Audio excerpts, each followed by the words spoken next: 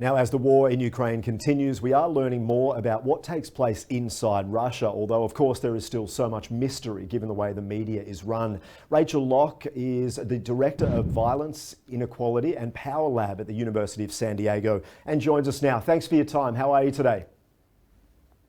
I'm doing well, thank you.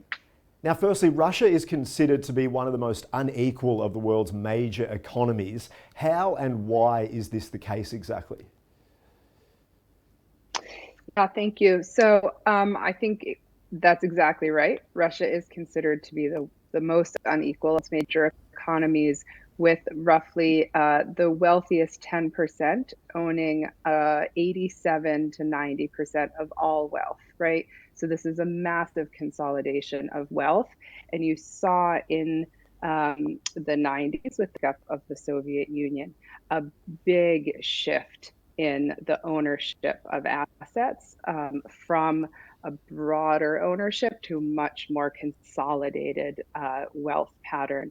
Today, the 500 wealthiest individuals in Russia own the same amount of wealth as the poorest 99.8%, right? So just 500 people own as much as 99.8%. It's a hugely unequal country. And it's worth saying that inequality of wealth extends to inequality in other areas as well, right?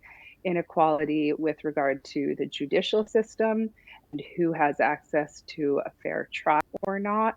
Inequality when it comes to systems of education, when it comes to systems of health and sanitation. So we talk about wealth inequality in part because it's the easiest to measure, but in fact, inequality extends broadly across all strata. And of course, power would come into that, I imagine, as well. How have you seen these numbers, this inequality play out when it comes to the war in Ukraine at the moment? Yeah, so it's worth talking about how power and inequality are related to one another. In the pursuit of consolidating power, individual leaders, institutions that benefit from that power, of course, reinforce these inequities within the system. And it is further worth saying that these inequities in the system, this power inequality, today recognized as a driving indicator of violence. So, democracies, for example, that enable corruption, that reinforce privilege within the system, that reinforce a sense of impunity within the system, are much more prone to internal violence. And we have seen in Russia in the previous years an increase in protests, an increase in pushback against President Putin and his system. So you could see a desire to shift attention away from that.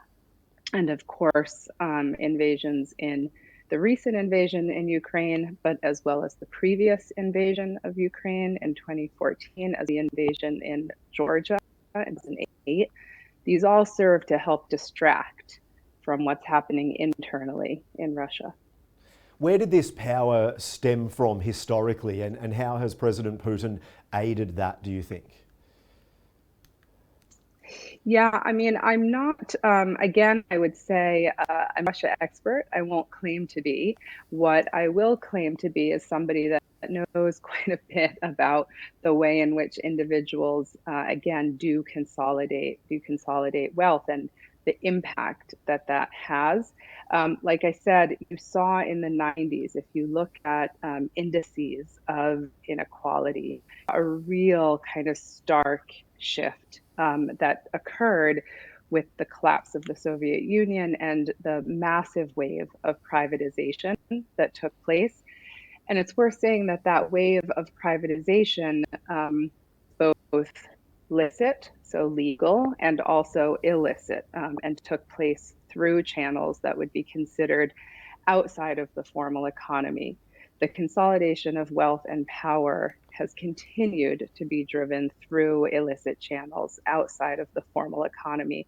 So we see groups such as the Wagner Group, which is considered a sort of paramilitary group or a mercenary group, operating in places like Sudan, and Mali, other countries in Africa and elsewhere, and reporting of wealth being taken out of those places, largely in the form of minerals, gold and other minerals, that is going straight to the government and individuals in positions of power. Now, of course, the reporting on that is very, very difficult, a straight line accounting into the national books.